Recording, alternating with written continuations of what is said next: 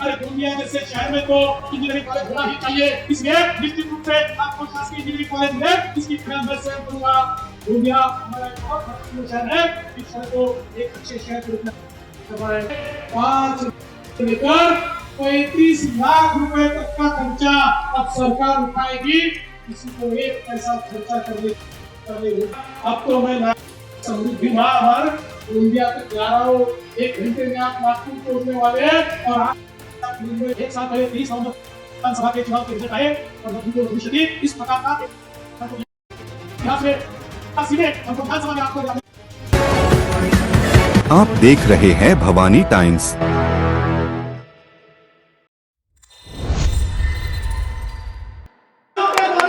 हमारे सम्मानित मुख्यमंत्री का स्वागत करेंगे।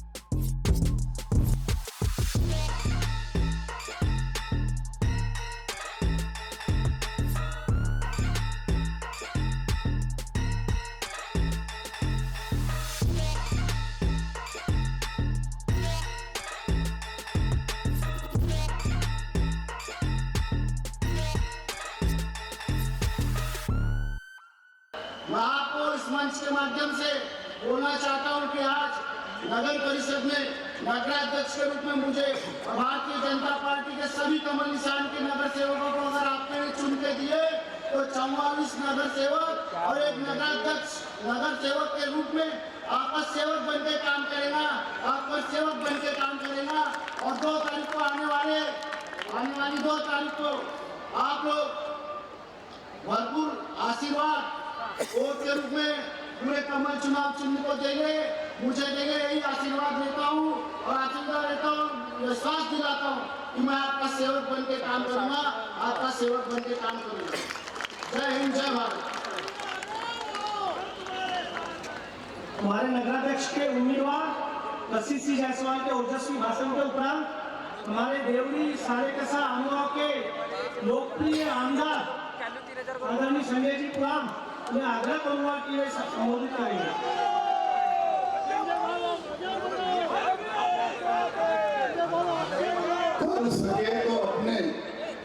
कर सके तो अपने वाणी में वो असर पैदा करना, कर सके तो अपने वाणी में वो असर पैदा करना, रुक हवाओं का मोड़ दे वो असर पैदा करना। कब तक गोपाल जी के पीछे दबे हुए हैं? जब चाहते हो मान सम्मान से जीना, ये मेरे गोंदिया के नगरवासियों, 2 तारीख को कमल पर ही बटन दबाना, 2 तारीख को कमल पर ही बटन दबाना।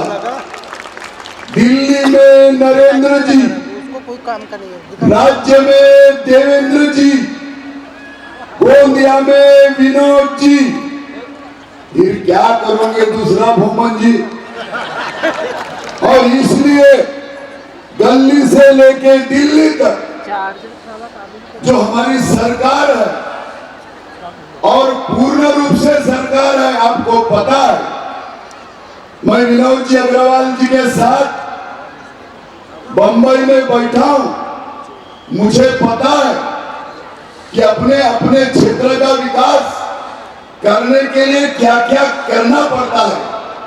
अभी हम आमगांव विधानसभा की जवाबदारी मेरे ऊपर, गोंदिया विधानसभा की जवाबदारी विनोद जी के ऊपर, तिरोड़ा विधानसभा की जवाबदारी विजय जी के ऊपर। हम तीनों आमदार ऐसे हैं, जब गोंदिया जिले के विकास के बारे में हम जब चर्चा करते हैं तो एक साथ बैठ के चर्चा करते हैं। लेकिन मैं जानबूझ के एक बात बताना चाहता हूं, हमसे भी ज्यादा तुम्हारा आमदार विनोद अग्रवाल होशियार निकला यार। झगड़ा हम दोनों मिलकर करते हैं, निधि अकेला लेके आता है। और ऐसे आमदार के नेतृत्व में अगर कशिश जायसवाल जी को अगर चुन के नहीं लाए, कशिश जायसवाल ने वादा किया है आपसे कसी जायसवाल ने वादा किया है, अगर पटवारी पैसे खा रहा है तो समझ जाना तहसीलदार खा रहा है, और नगर सेवक पैसे खा रहा है तो समझ जाना नगराध्यक्ष पैसे खा रहा है।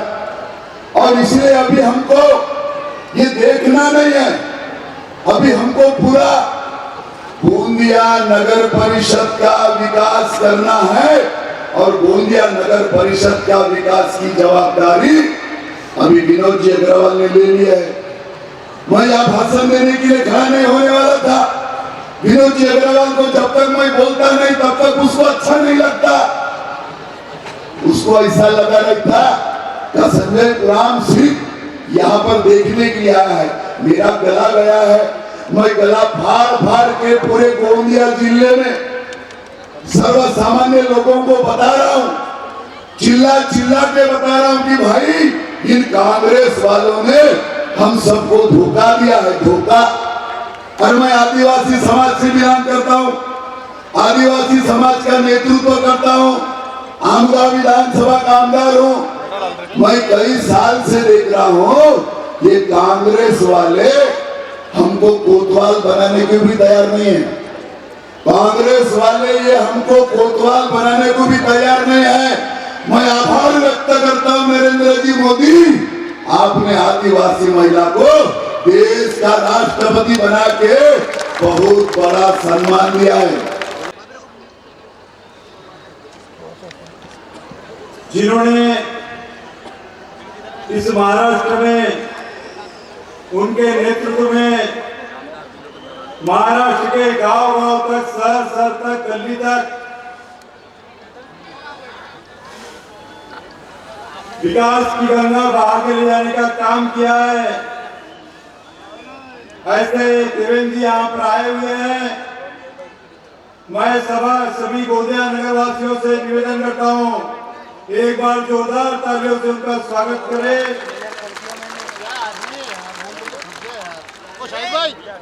और मैं दुआ करता हूँ कि सलामत रहे देवा भाव का यह सतत कार्य, सलामत रहे देवा भाव की सतत ये हिम्मत, क्योंकि एक ऐसा चिराग है जो कई आंधियों पर वाली है, कई आंधियों पर वाली है। आने वाले 2 तारीख को होने जा रहे नगर पालिका के चुनाव में भारतीय जनता पार्टी के लोकप्रिय नगराध्यक्ष पद के उम्मीदवार कसी जी जायसवाल, उसी प्रकार 22 प्रभाग में सभी भारतीय जनता पार्टी के 44 नगर सेवक पद के उम्मीदवार, साथ में गोरेगांव के नगराध्यक्ष के उम्मीदवार अजय जी कोटेवार, इनकी प्रचार सभा में उपस्थित हमारे नेता सम्माननीय देवेंद्र जी फडणवीस साहब, आमदार हमारे नेता भारतीय जनता पार्टी के परिणय जी फुके, आमदार संजय जी पुराम, जिलाध्यक्ष सीताबाई राहंगरे जी, और समय बहुत हो चुका है, मंच पर उपस्थित सभी मान्यवर, जिला परिषद के अध्यक्ष, पदाधिकारी, पार्टी के पदाधिकारी, पंचायत समिति के पदाधिकारी, सभी सम्माननीय और यहाँ पर गोंदिया शहर के कोनों कोनों से आए हुए मेरे माता बहने, भाइयों, युवा साथियों और बाल साथियों, मित्रों, हम सबको पता है कि आने वाले 2 तारीख को नगर पालिका के चुनाव है। ये चुनाव तुम्हारे हमारे लिए सभी के लिए महत्वपूर्ण चुनाव है। महत्वपूर्ण इसलिए है कि इस चुनाव के माध्यम से आने वाले 5 साल का गोंदिया शहर का विकास का फैसला हम करने वाले हैं। इस चुनाव के माध्यम से गोंदिया शहर के जनता की तकदीर और शहर की तस्वीर हम बदलने वाले हैं। और यह फैसला करते समय अगर कोई भूल होती है, चूक होती है, तो फिर 5 साल तक हमको प्रायश्चित करना पड़ता है। अगर आपको लगता है कि देश में मोदी जी के नेतृत्व में केंद्र की सरकार बहुत अच्छा काम कर रही है।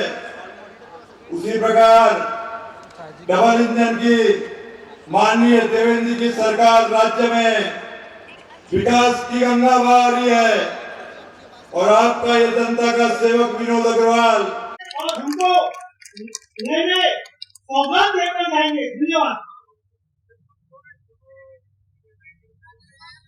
भारत माता की, भारत माता की, छत्रपति शिवाजी महाराज की, धर्मवीर छत्रपति संभाजी महाराज की जय भवानी, जय भवानी। हिंदवी स्वराज के संस्थापक छत्रपति शिवाजी महाराज को मैं नमन करता हूँ। भारतीय संविधान के रचयिता भारत रत्न डॉक्टर बाबा साहेब अम्बेडकर, इन्हें वंदना अर्पित करता हूँ। आज के गोंदिया के इस विराट सभा में मंच पर उपस्थित हमारे पूर्व पालक मंत्री और विधायक परिणय फुके जी, हमारे बहुत ही जनप्रिय और कार्यक्षम, जिनका उल्लेख मैं कार्य सम्राट आमदार के रूप में करता हूं, ऐसे हमारे भाई विनोद अग्रवाल जी, हमारे दूसरे विधायक भाई विजय रांगाले जी, भाई संजय पुराम जी, डॉक्टर उपेंद्र कोठेकर जी, हमारे जिला अध्यक्ष सीताते रांगाले, नेतराम जी कटरे, अशोक जी इंगड़े, नायकराम जी भिंडारकर, अनुभव पटले, वीर सिंह जी नागपुरे, केशवराव मानकर, उमेश जी रांगाले, राजू जी दोतानी, विजय जी शिवणकर, गिरीश जी व्यास, आशीष जी वांदिले, सुनील जी केलनकर, यशुलाल जी उपराड़े, वीरेंद्र जी अंजनकर, पंकज जी रांगाले, अल्ताफ बहु शेख, सोमेश्वरी वाघेले, छत्रपाल तुरकर, रचनाताई गहाड़े, रोहित अग्रवाल, विश्वजीत डोंगरे, नरेंद्र वाजपेयी, मंच पर उपस्थित हमारी गोंदिया नगर पालिका के अध्यक्ष पद के उम्मीदवार श्री कशिश जायसवाल जी, तिरोड़ा के अशोक कसाटी जी, गोरेगांव के अजय कोठेवार जी और साले कसा के राजेंद्र बड़ोले जी, मंचासीन सभी महानुभाव और यहाँ पर इतनी बड़ी संख्या में उपस्थित मेरी सारी लाडली बहनें और उतने ही लाडले भाइयों, आज इस सभा को देखने के बाद मेरे मन में कोई शंका नहीं बची है कि 2 तारीख के चुनाव में कशिश भाई जीतकर आने वाले हैं, आने वाले हैं, आने वाले हैं। मुझे बहुत खुशी है कि मैं फिर एक बार हमारे गोंदिया के बहनों और भाइयों के सामने यहाँ उपस्थित हूँ। आप सभी लोग जानते हैं 2 तारीख को नगर पालिका का चुनाव होने वाला है और नगर पालिका का चुनाव ये लोकतंत्र का उत्सव होता है। लोकतंत्र की जो अंतिम इकाइयां है, इसमें नगर पालिका, महानगर पालिका, जिला परिषद, पंचायत समिति, ये हमारी सारी जो इकाइयां है, इनका चुनाव ये लोकतंत्र का महोत्सव होता है। आप देखिए, भारत रत्न डॉक्टर बाबा साहेब अम्बेडकर जी ने हमको संविधान दिया और इस संविधान ने हम सभी को वोट का अधिकार दिया। आप देखिए, इस संविधान ने किस प्रकार से हमको अधिकार दिया है। टाटा, बिरला, अडानी, अंबानी, सबको एक वोट का अधिकार और आपको भी एक ही वोट का अधिकार है। ये हमारे भारत का संविधान है और इस संविधान ने यह बताया कि देश पर किसका राज चलेगा। प्रधानमंत्री चुनने के लिए हम लोकसभा में वोट देते हैं, मुख्यमंत्री चुनने के लिए हम विधानसभा में वोट देते हैं और अपने शहर को कौन दिशा दे सकता है, अपने शहर का अध्यक्ष चुनने के लिए नगर पालिका में हम वोट देते हैं। इसलिए ये वोट बहुत महत्वपूर्ण है। अपने वोट की ताकत ये है कि अगले 5 साल के लिए अपने देश का, अपने राज्य का या अपने शहर का भविष्य हम किसी के हाथ में देते हैं। इसीलिए बहनों और भाइयों, ये चुनाव बहुत महत्वपूर्ण है। मैं पिछले कई दिनों से लगातार नगर पालिका के चुनाव में रोज 6-6, 7-7 सभाएं करता हूँ, लेकिन किसी सभा में मैं किसी को गाली नहीं देता, मैं किसी पर टीका टिप्पणी नहीं करता, मैं किसी व्यक्ति को या पार्टी को भला बुरा भी नहीं कहता, मैं किसी के ऊपर तंज भी नहीं कसता। इसका एक कारण है, मुझे ये सब करने की आवश्यकता इसलिए नहीं है कि मैं एक सकारात्मक वोट मांगने के लिए आया हूँ। मैं एक ऐसा वोट मांगने के लिए आया हूँ कि जो वोट आपके जीवन में परिवर्तन लाने वाला वोट है। मैं एक ऐसा वोट मांगने के लिए आया हूँ कि जिसके माध्यम से हम अगर चुनकर आते हैं तो किस प्रकार का परिवर्तन हम करेंगे, इसका एक पूरा आंकड़ा लेकर आपके सामने आया हूँ, एक ब्लूप्रिंट आपके सामने लेकर आया हूँ। मैं वोट मांगने के लिए आया हूँ कि हमने क्या किया है और हम क्या करने वाले हैं, इसके भरोसे मैं आपका वोट मांगने के लिए आया हूँ।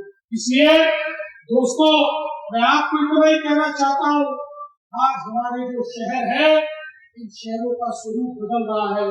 आज हमारे शहरों में रहने वाले लोगों की संख्या बढ़ रही है और हमारे शहरों के सामने बड़ी बड़ी चुनौतियां भी हमको देखने को मिलती है।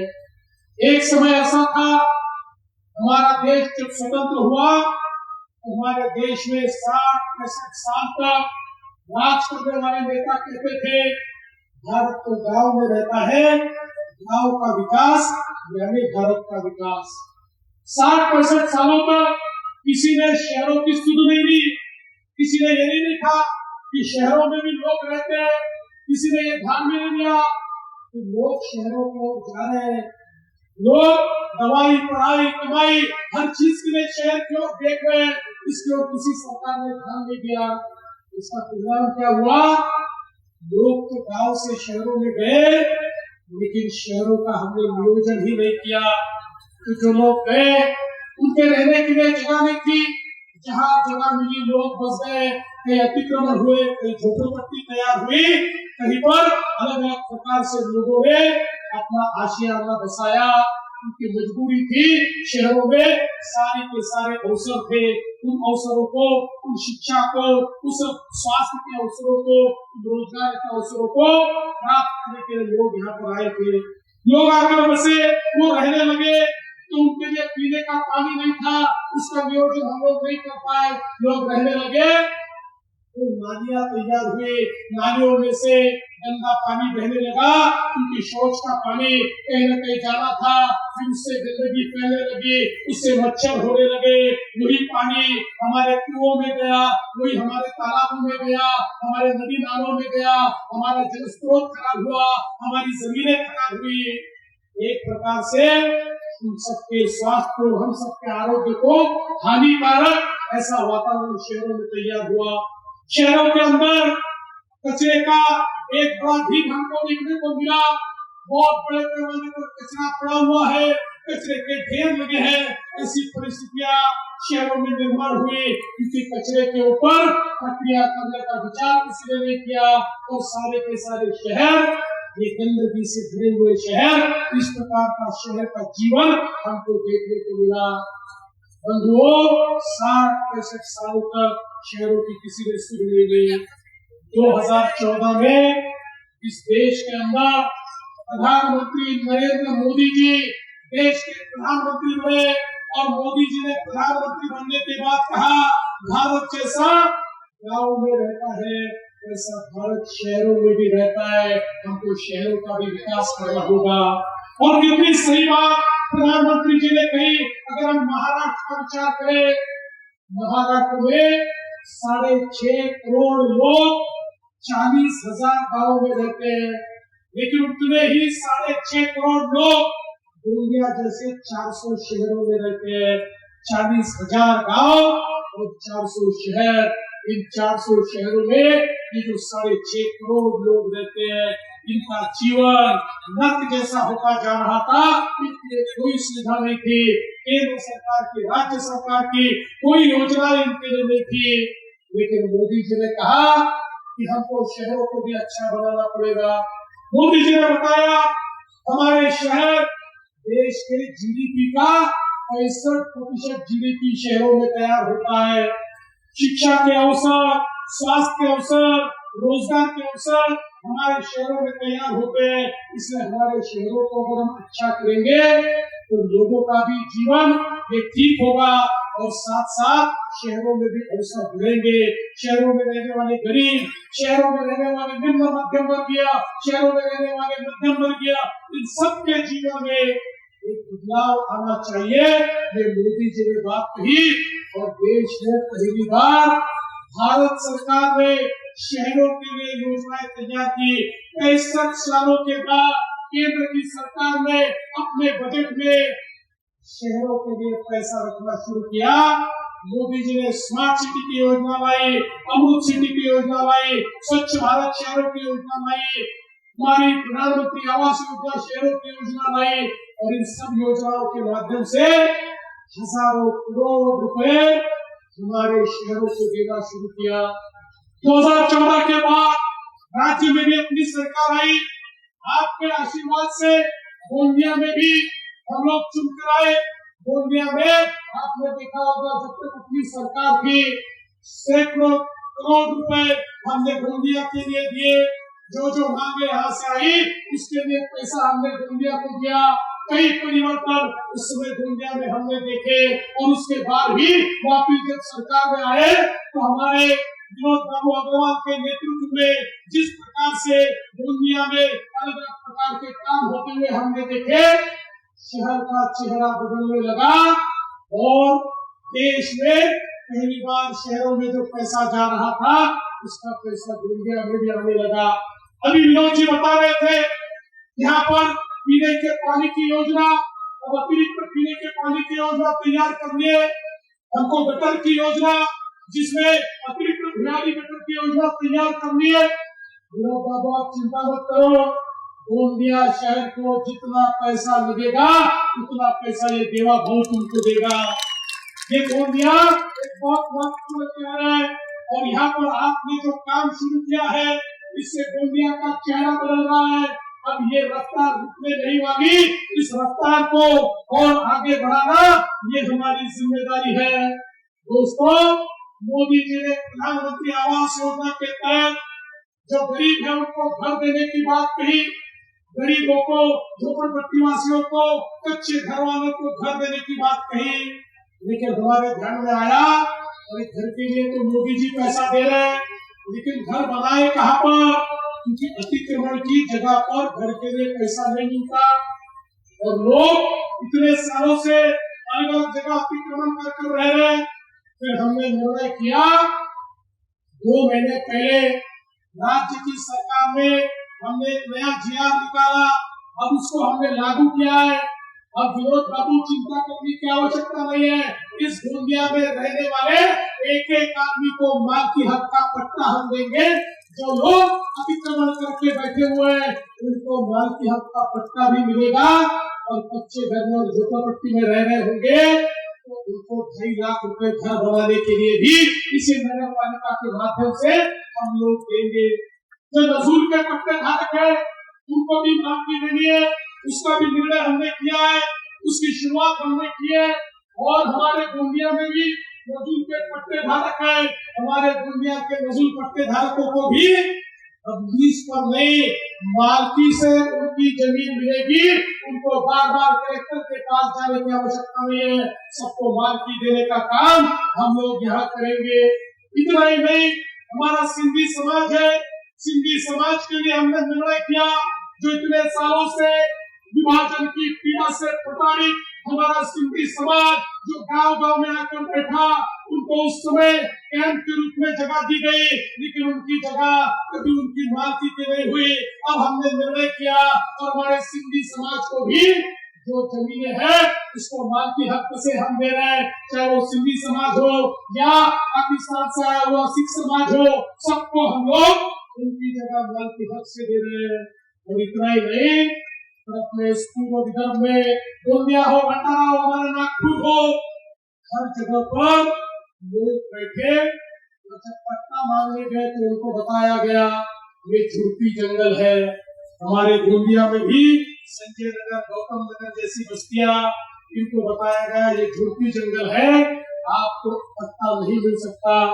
पिछले 8 सालों से मैं लगातार लड़ता रहा, हाई कोर्ट में जीता, सुप्रीम कोर्ट गया, और मुझे बहुत खुशी है कि 3 महीने पहले सुप्रीम कोर्ट से भी हम जीत गए, और सुप्रीम कोर्ट ने कहा झूठी जंगल पर भी जो बैठे हैं अब उनको भी मालकी हक का पट्टा हम दे सकते हैं। और मैं आश्वस्त करना चाहता हूँ, हमारे गोंदिया में जो लोग ये झूठी जंगल पर भी बैठे हैं उनको भी आने वाले समय में मालकी हक का पट्टा देने का काम अपनी सरकार के माध्यम से होगा। आज गोंदिया में बहुत काम चल रहे हैं। हमारे यहाँ पर विनोद जी ने जो बताया, शहर को जोड़ने वाला जो पुलिया है, कुछ कारणों से उसका काम रुका है, मुझे पता है। मैं 6 महीने का है, मैं 6 महीने नहीं कहता, मैं 9 महीने कहता हूँ, और 9 महीने में सबको सीधा करके उसका काम हम करेंगे, ये आपको आश्वासन मैं आज इस मौके पर देता हूँ। और साथ साथ यहाँ पर मेडिकल कॉलेज का काम तो हमने शुरू किया है, और ये बात भी सही है कि लाडली बहनों के लिए जो हमारा महिला अस्पताल है उसकी हालत बहुत खराब है, कोई चिंता नहीं है। यहाँ पर विनोद बाबू 200 बेडेड महिला हॉस्पिटल का प्रस्ताव आप भेजो, उसको भी हम मंजूरी देंगे। एक अच्छा हमारा महिला अस्पताल हम यहाँ पर तैयार करेंगे।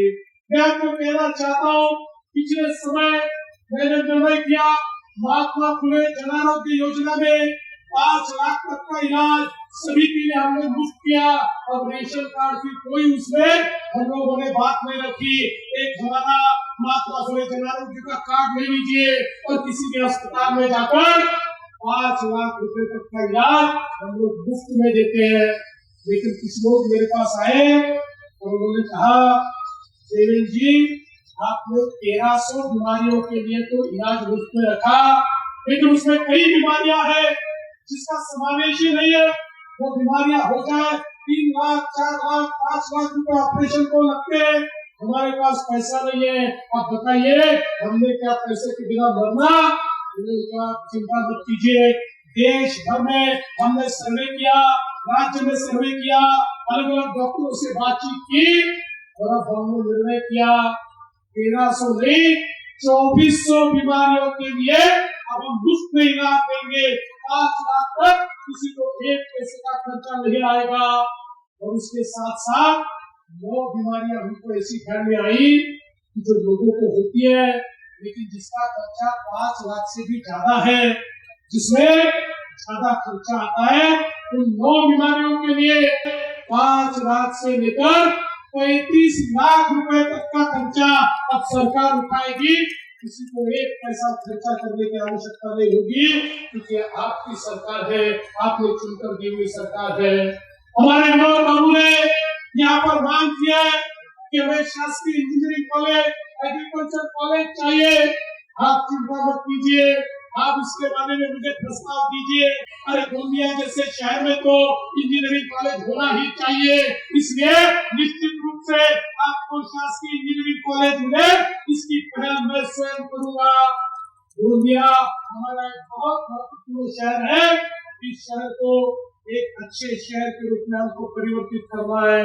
दोस्तों, हम लोग केवल भाषण देने वाले लोग नहीं है, इतने सालों का हमारा इतिहास आपने देखा है, और हमको हमारे विनोद बाबू ने एक और बात हमारे सामने की है, कचरे का व्यवस्थापन करना है, कचरे पर प्रक्रिया करनी है, जगह ही नहीं मिलती, एमआईडीसी की जगह आपने मांगी है।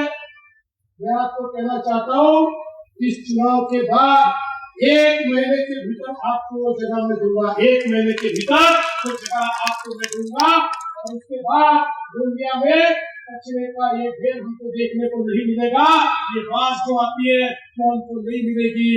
दोस्तों, हम आश्वासन देने वाले लोग नहीं है, आपने हमारा काम देखा है, हमने क्या किया आपने देखा है। अब तो मैं नागपुर से समृद्धि महामार्ग गोंदिया तक जा रहा हूँ। 1 घंटे में आप नागपुर पहुंचने वाले हैं और 8 घंटे में आप मुंबई पहुंचने वाले हैं। उसका भी काम बहुत जल्दी में शुरू करने वाला हूँ। इसके साथ साथ अब हम लोग बहुत बड़े पैमाने पर अलग प्रकार के उद्योग अपने विदर्भ में ला रहे हैं। हमारे युवाओं के हाथ को काम मिलना चाहिए, इसके लिए हमारा प्रयास चल रहा है। लेकिन ये सारी चीजें करते हैं, ये करने के लिए आपका आशीर्वाद भी हमको चाहिए। दोस्तों, आप जानते हो, आप सबने एक बहुत बड़ा आशीर्वाद हमको दिया। 1 साल पहले 23 नवंबर को विधानसभा के चुनाव के रिजल्ट आए और न भूतो न भविष्यति, इस प्रकार का एक मैंडेट आपने हमको दिया। महाराष्ट्र के इतिहास में सबसे ज्यादा सीटें हमको विधानसभा में आपने चुनकर दी और एक बहुत मजबूत सरकार बनाई। लेकिन जैसे मजबूत सरकार बनी, कुछ लोगों ने कहना शुरू कर दिया, अब ये बीजेपी वालों को इतनी सीटें मिली तो लाडली बहना योजना बंद कर देंगे। मेरी लाडली बहनों को बताना चाहता हूँ, जब तक आपका देवा भाऊ मुख्यमंत्री है, लाडली बहन योजना चलती ही रहेगी, उसको कोई बंद नहीं कर सकता। लेकिन कशिश भैया, मैं आपको तो एक जिम्मेदारी डालकर जा रहा हूँ। मेरी लाडली बहनों को सिर्फ लाडली बहन नहीं रखना है, उनको लखपति दीदी भी हमको बनाना है। हमारे मोदी जी ने लखपति दीदी का कार्यक्रम दिया हुआ है और लखपति दीदी के तहत पिछले 1.5 सालों में हमने 50 लाख लाडली बहनों को लखपति दीदी बनाया है। अगले साल तक 1 करोड़ लाडली बहनें लखपति दीदी होंगी। लेकिन आपको प्रयास करना होगा, उस नंबर में सबसे बड़ा नंबर हमारे गोंदिया की लाडली बहनों का होना चाहिए। मेरे गोंदिया की लाडली बहनें ये यहाँ पर लखपति दीदी के रूप में होने चाहिए। मेरे गोंदिया में रहने वाली बहनों ने एक प्रकार से ये सामाजिक आर्थिक परिवर्तन की लड़ाई में अपना योगदान देना चाहिए। मैं आपको इतना ही आश्वस्त करने के लिए आया हूँ, ये जो नगर पालिका है बहुत बड़ी नगर पालिका है। एक नगराध्यक्ष के साथ यहाँ पर 44 नगर सेवक है। इन 44 नगर सेवकों के साथ पूर्ण बहुमत के साथ आप हमारे कशिश जायसवाल जी को गोंदिया में चुनकर दीजिए। तिरोड़ा से अशोक असाती हमारे हैं, उनको भी चुनकर दीजिए। गोरेगांव से अजय कोठेवाल जी हैं, उनको भी चुनकर दीजिए। और सारे कसा से राजेंद्र बोले जी है, उनको भी चुनकर दीजिए। मैं तो इतना ही निवेदन करता हूँ, 2 तारीख को कमल का बटन दबाइए। 2 तारीख को कमल की चिंता आप कीजिए, उसके बाद 5 साल तक आपकी चिंता हम करेंगे। ये विश्वास मैं आपको देता हूँ, अपने शब्दों को विराम देता हूँ। धन्यवाद।